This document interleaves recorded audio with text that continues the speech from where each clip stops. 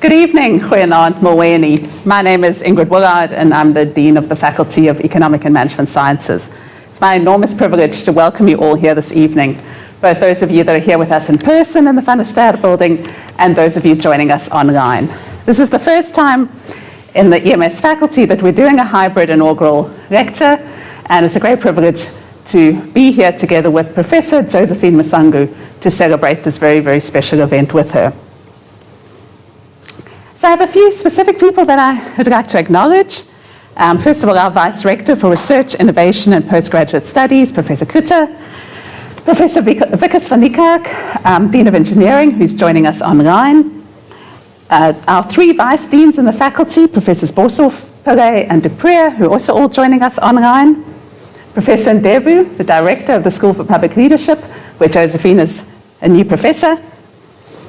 Josephine's eldest sister, Mrs. Jacinta Sammy, who's joining us in person. Very privileged to have one of Josephine's four sisters with us this evening. Mr. Jones Musango, one of Josephine's brothers, who also happily is able to join us in person. Dr. Maggie Gawayo, Josephine's best friend, also here with us in person. And two family friends, Mr. Wilfred Jackson and Miss Letty Marsh, old family friends of Josephine's who are able to join us. Joining us online are two very important mentors to Josephine, and so a warm welcome to you, Professor Alan Brent and Dr. Andrea Bassi.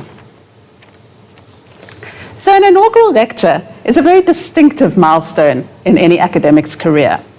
It's a rite of passage that dates back hundreds of years and is an opportunity for a new professor to share their very specific subject area to an audience that consists not just of academic peers, but also friends and family and other members of the broader community. The intention of an inaugural is for the professor to profess, in other words, to publicly declare their very expert knowledge, but in a way that is accessible to a broader audience. So it's my great privilege to introduce Professor Musango to you. Tonight we're celebrating her promotion to the rank of full professor in the School of Public Leadership. She's the chairholder of the prestigious Trilateral Saatchi Chair in Mainstreaming Gender for Energy Security in Poor Urban Environments. She first joined the School for Public Leadership in 2013, having previously served as a master's coordinator in the Sustainable Development Program from 2014 to 2019. Professor Musango is a skilled resource economics and system dynamics professional researcher with over 16 years of expertise. She was previously a senior researcher at the Gauteng City Regional Observatory and a resource economist at the CSIR. She has also served as a deputy director at the former Department of Energy, where she was responsible for grid renewable energy. She is one of the founding members of the South African System Dynamics chapter and serves on the International System Dynamics Society Policy Council. She has supervised 27 master's students, 5 PhDs, and 4 postdocs. She has published over 60 articles in accredited journals. She has 3 books, 9 book chapters, and 80 international and national conference proceedings. Professor Musango's research interests all revolve around a systems approach in managing change and policy-related challenges in the energy transition, the green economy, urban African energy issues, and gender mainstreaming. Professor Musango was also recently appointed to serve on the Energy Sector Gender Ministerial Advisory Council. Ladies and gentlemen, I present to you Professor Josephine Musango.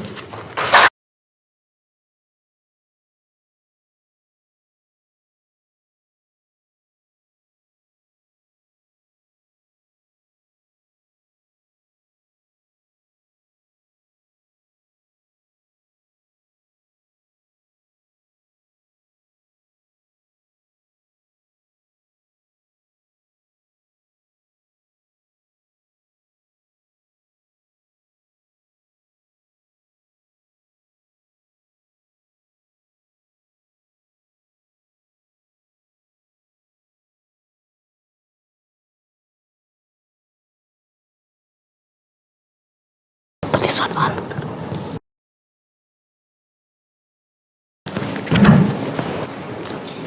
Thank you for the warm Okay, thank you for the warm invitation and welcome. I truly acknowledge the Deputy Vice Chancellor, Research, Innovation, and Postgraduate Studies, Professor Eugene Kluter. I also acknowledge our Dean of Faculty of Economics and Management Sciences, Professor Ingrid Hullard. I also acknowledge our Director of the School of Public Leadership, Professor Zwelizima Ndevu, and the deans and vice deans who are also watching online. I'm very grateful this moment. I was born in a small town in Kenya and now living in South Africa for more than 17 years. And reflecting on my research journey, I have had a privilege of having individuals, including my family, friends, teachers, mentors, colleagues, who have made an impact in my intellectual growth. And I would like to express gratitude to some of these individuals. But first, I would like to thank God for the gift of life, and to whom I give all the glory. To Professor Alan Brent, thank you for being a great mentor and a PhD supervisor. Your mentorship has enabled me to continuously grow in my profession and grow into my potential. I'll always be forever grateful to you. To Professor Martin David, thank you for believing in me when I was a junior researcher and you opened a new world in my profession. To Professor Andrea Bassi, your knowledge and guidance have a great impact in my intellectual growth, and I truly appreciate your support and guidance. To former Director of the School of Public Leadership, Professor Johan Berger, thank you for supporting the initiatives that required your approval. And to my colleagues at the School of Public Leadership, colleagues at the Center for Sustainability Transition, and colleagues at the Center for Renewable and Sustainable Energy Studies, thank you for your encouragement and support for being part of the team. And to my past and current postdoctoral, PhD, and master's students, thank you for your contribution in my research that has allowed me to continuously learn, unlearn, and relearn.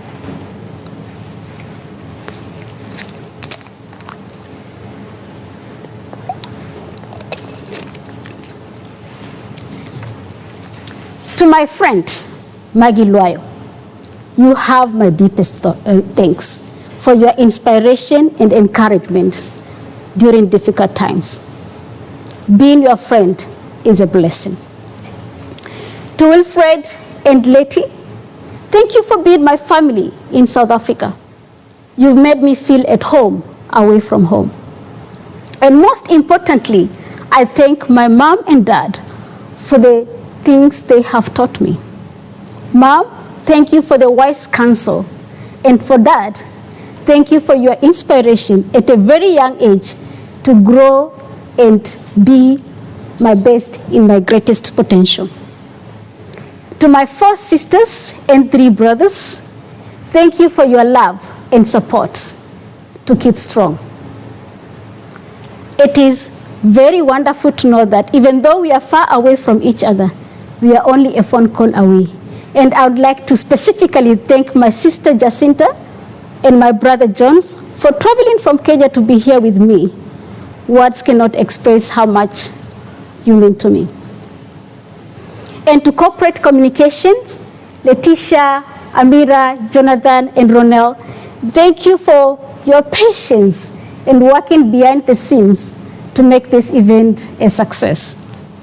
And to all my family, friends, neighbors, colleagues who are watching online, and also who are here physically, thank you for joining me to celebrate this inaugural lecture.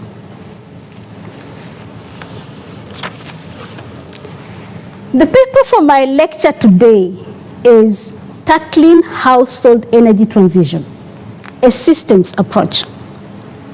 And when I was preparing this lecture, I remembered Ashia's story.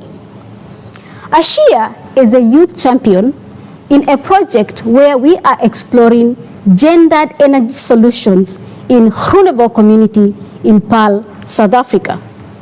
In one of our dialogues, she shared a disturbing story.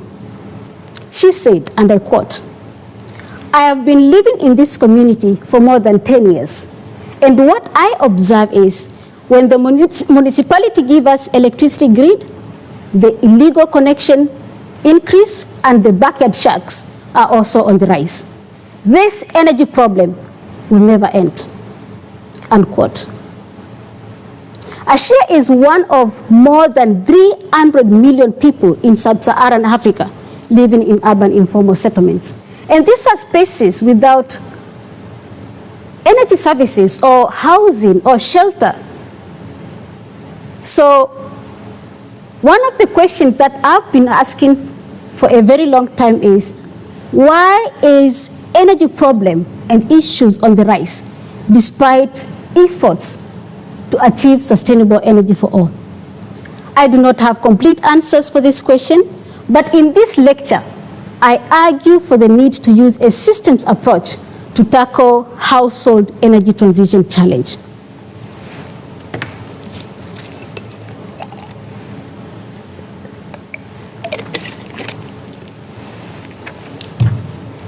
So my lecture today, I'll begin by introducing the background of the paper.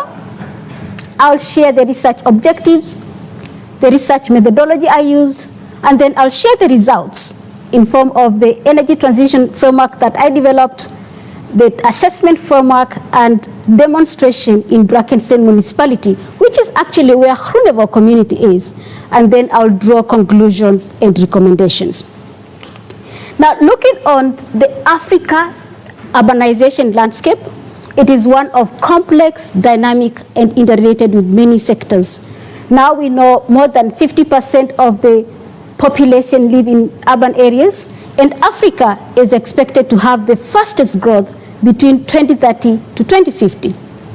And people are moving from rural areas to urban areas, seeking for better economic opportunities. But unfortunately, majority of this, just like Ashia, they end up in informal settlements, which are areas without met services, like the housing, water, sanitation, and so on.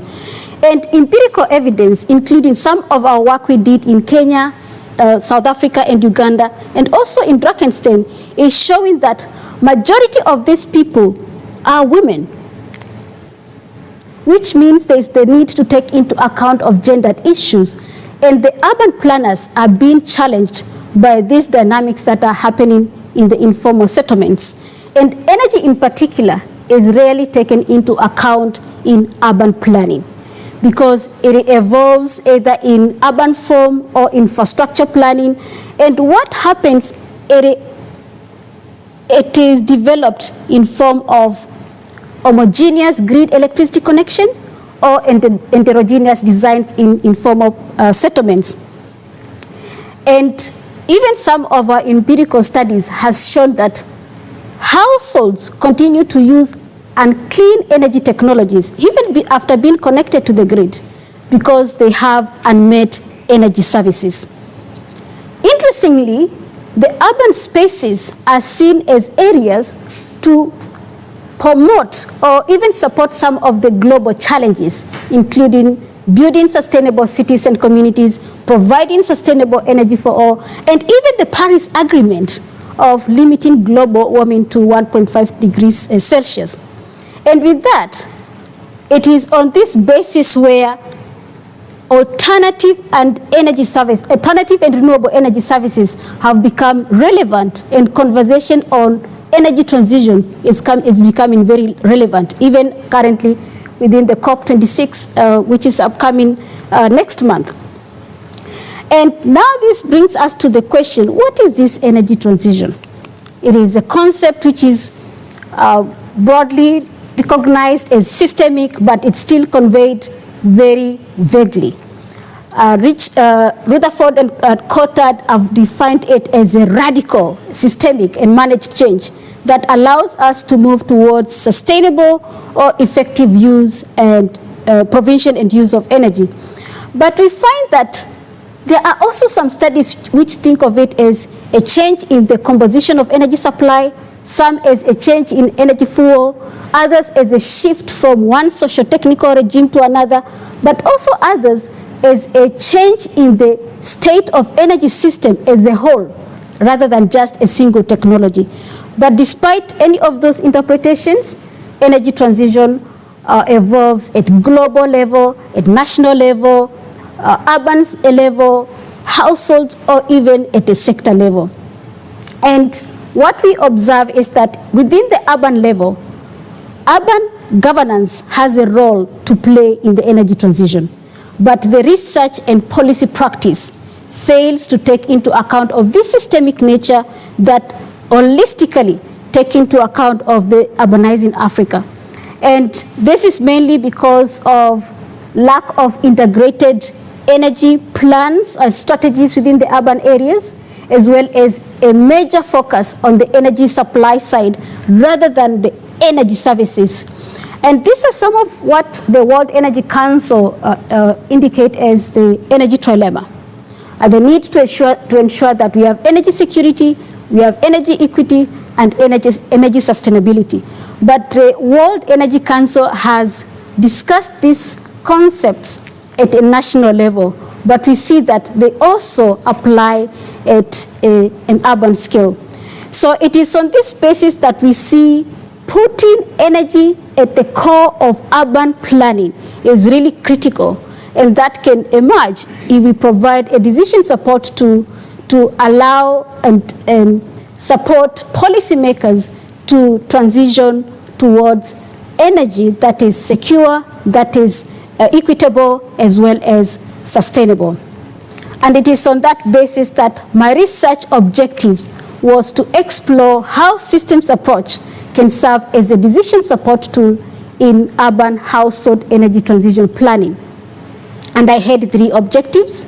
The first was to translate the concept into a conceptual framework to support urban energy planning. And the second was to translate the concept into an assessment framework. And the third was to demonstrate its application in a real-world case. I used 3 methods. The first method was a non-systematic literature review, which was mainly to develop the conceptual framework and assessment framework. I then utilized a case study, which was mainly to show its application, and I made use of a single case study, mainly because we are currently doing research in that area to demonstrate its application. And then I used simulation, which was mainly to develop a decision support tool for urban household energy transition. Now, to show some of these results, this might look a little bit complicated, but it actually brings together the conversations on energy transitions in order to draw the knowledge around the conversations. And this has been energy transition in the context of technological development, energy transition in the context of sustainable development, energy transition as a dynamic system, and all that embedded within energy governance through urban planning. Of course, I won't get into the details of each of them, but I'll share the main idea in each of those concepts. In terms of energy transition in the context of technological development, the idea here is urban household energy transition goes beyond just switching from one technology to another. We need to holistically understand the household energy services that would then be embedded within the urban planning. And we can actually indicate that energy transition is a social process, or at least a socio-technical process that needs to be embedded in urban planning in order to provide a coordinated approach to urban planning. Then looking on energy transition in the context of sustainable development, the main idea is the desired technological development needs to be just, equitable, and inclusive. And this is also because some studies have already indicated that some of energy transition measures may not be even fair or even more just than the conventional measures that are being replaced. And it is for that reason we need to look into indicators that can look into how energy transition is being undertaken, particularly the interventions aimed to ensure there is energy security, energy equity, and energy sustainability. And tools that are relevant to undertake sustainable energy transition are relevant in this point. Then energy transition in the context of dynamic system, energy transition generally is a multi-domain system. It consists of many stakeholders. There are also different energy solutions that are required. It's changing over time, and new types of solutions and investments are required. And in this case, we need tools that can support not just short-term solutions or planning, but also medium to long-term planning. And in this case, those tools need to be integrated within the urban planning. So it is at the point where the three circles intersects that I call it a systems approach to sustainable energy transition. Now, it is good to have conceptual frameworks, but unless you can translate them into practice, they'll really remain as good theories, and then they're not usable. So the results on this slide is the translation of concept to application. And what you see is, you see there's three levels. There's a SETA with 2 phases. There's urban planning with 5 phases, and systems approach with 2 phases. And we look on the first phase of SETA, that is sustainable urban energy transition, where the main focus is to look on the goals and needs of energy transition. And we also identify indicators that are relevant for energy transition. And that informs the initiative and vision, as well as the strategic planning part of the urban planning. And we can make use of systems thinking to look on the holistic view within the system and identify high leverage points for intervention. And the second part of SETA is the urban energy transition assessment, which consists of 2 assessments. The first is taking into account of the current situation, and the second is taking into account of intervention measures, whether through investments or through policy. And that part informs the strategic planning, design, implementation, and monitoring and evaluation aspect of urban planning. And we can make use of system dynamics, which is a tool for policy and strategy to enable the decision makers to confront these challenging issues. So now, this transition assessment framework is what I use to demonstrate its potential for application in a case study. And in this case is Drakenstein Municipality. Of course, Drakenstein Municipality is recognized as a secondary city, which are cities that provides dispersed growth and balanced growth within a country. It is located in the Western Cape province of South Africa and has a population of just over 300,000. Of course, this statistics is for 2016. Population of 300,000. The economy is one of the largest in the winelands district with 19.8 billion rand. Electricity access close to 100 at 98.4%. And the municipality is one that can generate and buy electricity. It's one of the 6 municipalities in the Western Cape that can buy and generate electricity. And one of the main concerns is the issue of increasing indirect connections. We call them indirect connections in our research, but this is what is termed illegal connections.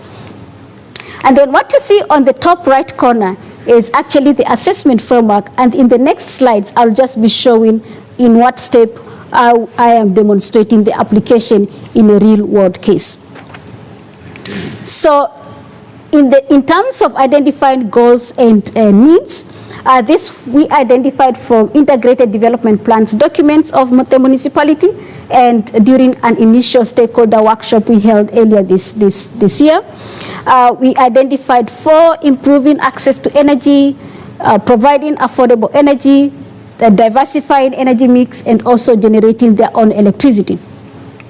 We also identified key indicators, and we came up with 10 indicators, 3 of which were social, 3 were economical, and 3 were environmental. Because we are looking on the sustainability aspects, that's why we needed to look on the societal, economic, and environment. And then we also captured a causal loop diagram. And the causal loop diagram mainly maps the system and understands the issue that is being analyzed. And I just want to briefly show the causal loop diagram, which consists of the 3 feedback loops and on our energy consumption. And in this case, it's the household energy consumption influences the economic, society, and environment. So you see energy consumption increases the economy, influences the household, and all the way influences the demand, and in the end, it also increases the energy consumption. So this loop, we call it the energy demand and consumption loop, which when you look on the World Energy Council, this could be the energy security loop aspect of energy trilemma. On the other part is the energy consumption increases energy costs, decreasing affordability, all the way influencing the economy, the household, energy services, and ultimately decreasing energy consumption. So that's the affordability loop, which is a balancing loop. And then we have the energy consumption influencing the socio-environmental impact. So this could be air emissions, impacts on fires, and so on, increasing the cost, decreasing affordability, all the way influencing the economy, the society in terms of households, demand for energy services, and ultimately increasing the energy consumption. And that is what we call the socio-environmental impact loop. But in the World Energy Trilemma, that could be the energy sustainability loop. So I also developed a simulation model, which consisted of six sub-models.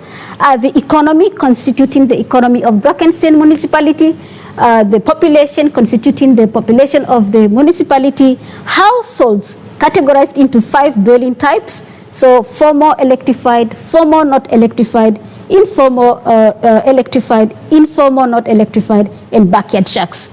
And then for the energy consumption, demand and consumption, that was categorized by household, by dwelling type, by different energy services, by different fuel types. And the energy services that we looked at was the lighting, cooking, white appliances, space heating, and also water heating and electronics. And then for the different fuel types, that was the biomass, paraffin, gas, and electricity. Energy affordability is introduced to influence the energy transition processes, and the socio-environmental impact is mainly the impact of energy consumption on the externalities or impact on the environmental aspects. So I also did ran scenarios, and scenarios actually help to they help decision makers to understand how is the effect of the interventions. And we had 3 scenarios: the business as usual scenario, which is assuming the current situation prevails. We had energy subsidy scenario, which is the introduction of subsidy. And in this case, we hypothesized an introduction of 20% subsidy in 2022 and removal in 2025. And the energy efficiency scenario was the introduction of an additional 1% energy efficiency, again introduced in 2022 and removed in 2025. Oops. Okay. I just want to share some of the insights, not everything, just some of the insights that we saw from the simulation model. For the households, we observed an increase of the household over the simulation period for all the different dwelling types, and the highest growth was seen for the formal electrified, which was at that 30.3%, and the informal electrified, which was about 19.8%. And this is between 2021 to 2040. And then for gross value added, which is the economy of the municipality, we see it increasing by 28% 8.7% between 2021 to 2040, reaching about 30.47 billion rand. And then looking on the policy scenarios on the effect of energy, this is quite interesting because the introduction of energy subsidy improves the affordability, which then also increases the consumption and also improves the economy. But the catch was that it only benefits the households who are electrified. And in this case, I'm showing the former electrified households. And we also see it decreases the cost, but after the removal of the energy subsidy, that gains that was obtained from the decline of the cost is actually replaced. We see it is worse off relative to business as usual. But for the energy efficiency, we see that it leads to the reduction of overall costs over the simulation period. Then in terms of policy scenarios on its effect on energy consumption, we see that energy subsidy leads to an increase in all energy fuel types. And interestingly is that for the paraffin, it increases in the short term, but in the medium term, it's still continuously increasing all the way to long term. But for the biomass, electricity, and LPG, it first declines in the medium term and continuously increases in the long term.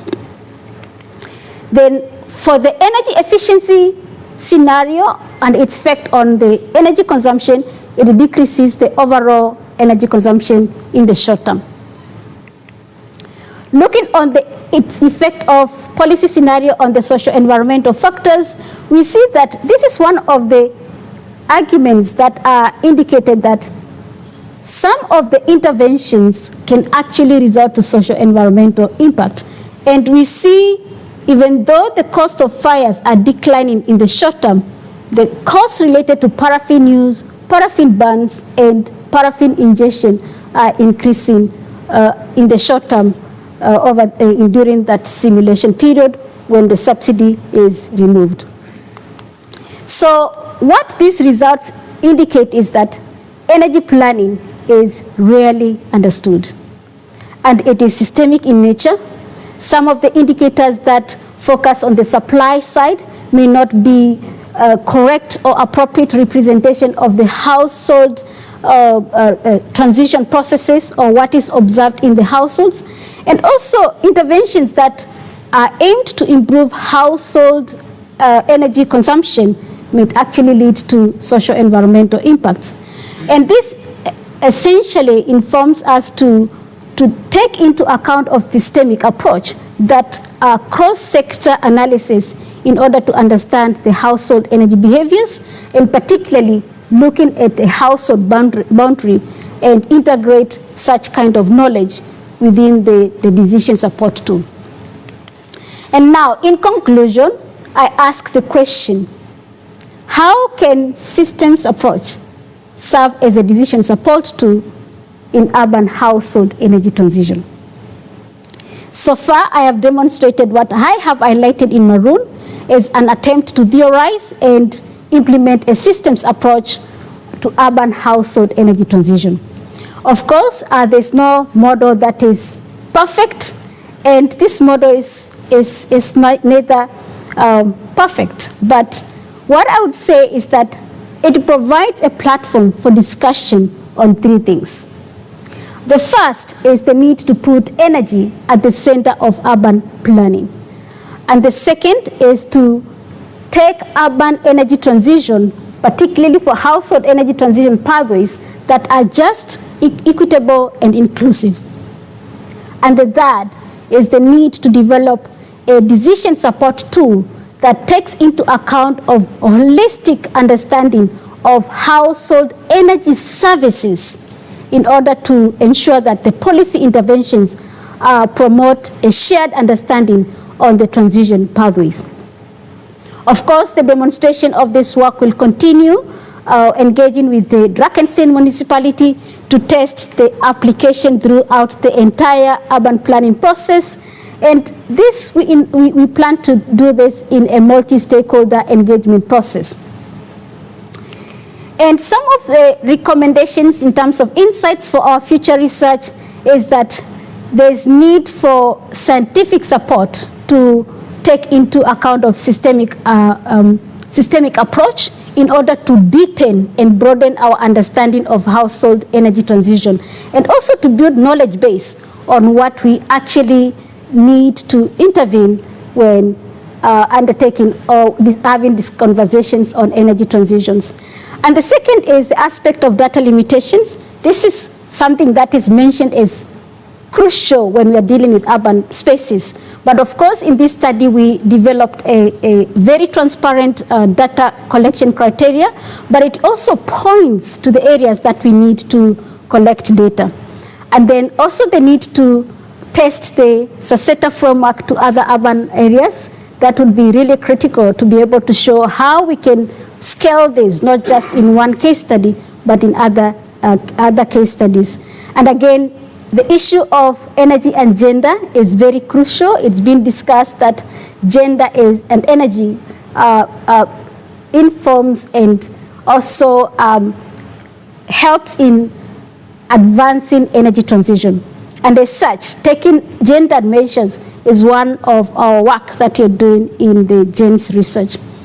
And I would like to point out that, in my view, I think that having a scientific support that takes into account of the systemic nature of the urban energy transition and also recognizes the data limitations by bringing the knowledge base from different stakeholders, including the community, municipalities, and even other stakeholders, and integrating that within the Saseta framework with a gendered perspective would possibly help us share, and many more millions of people who are living in urban informal settlements deal with some of their day-to-day challenges related to energy. And with that, I thank you for your attention.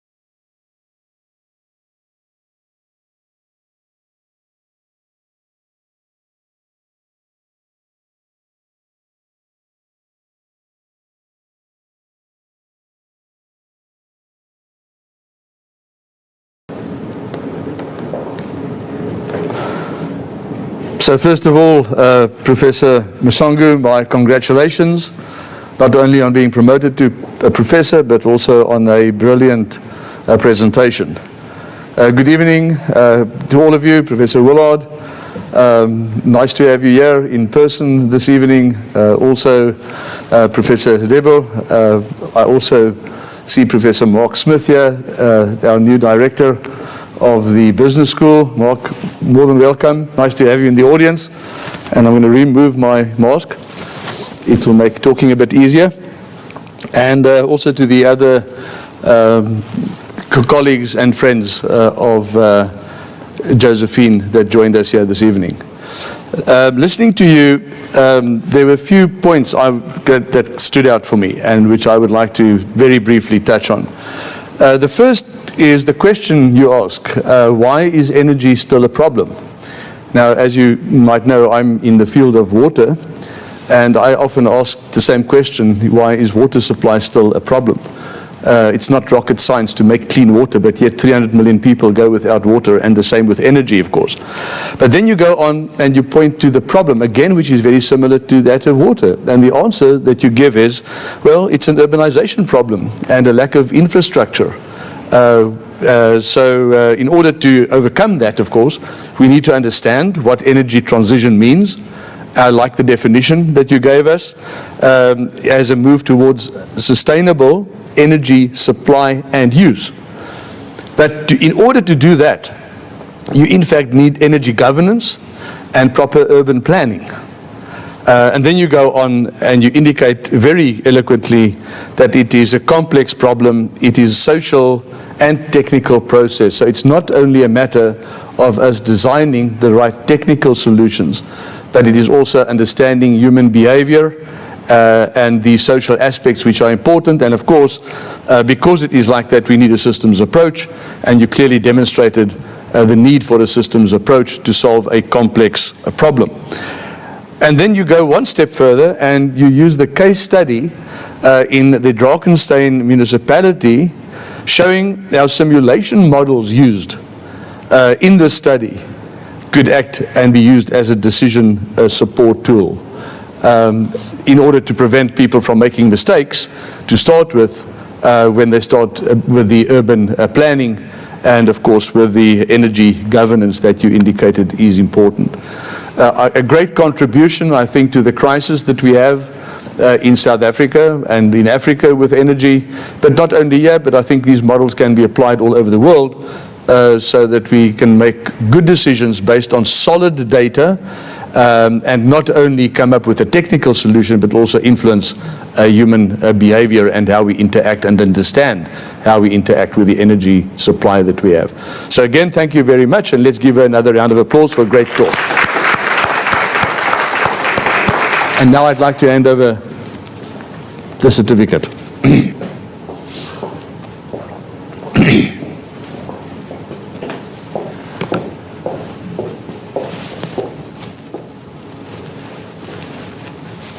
So there we are, Josephine. Well done again, and good luck. We're fortunate to have you here at Stellenbosch University as one of our colleagues, and you can count on my continued support. And I've known Josephine for quite a while, in fact, since I came here, which is now about 14 years. Yes. So great to see you progress so well. I had high expectations when I met you the first time, and you've actually exceeded those expectations. Well done, and congratulations. Thank you. Thank you.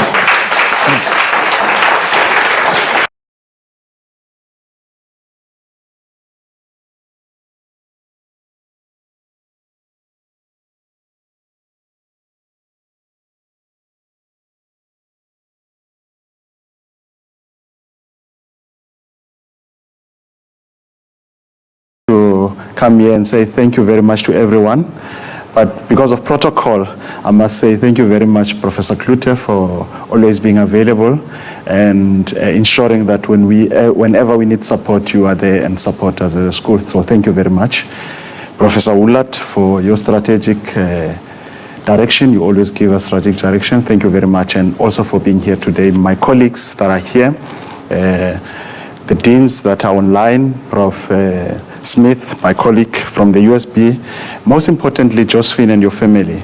I think as a school, we are looking forward to now engaging with you in trying to resolve the country's problems, or at least put a prototype on how we resolve the the energy program.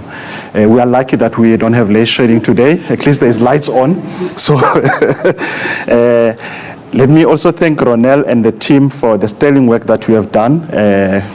We thank you very much. We sometimes forget to do that, but we really recognize and thank all your work that you are doing and your team. Mine, lastly, is to invite you outside. There are drinks. Please do enjoy drinks and interact. Where there are questions that still need to be answered, Josephine will discuss them outside. Good evening, and thank you very much, everyone.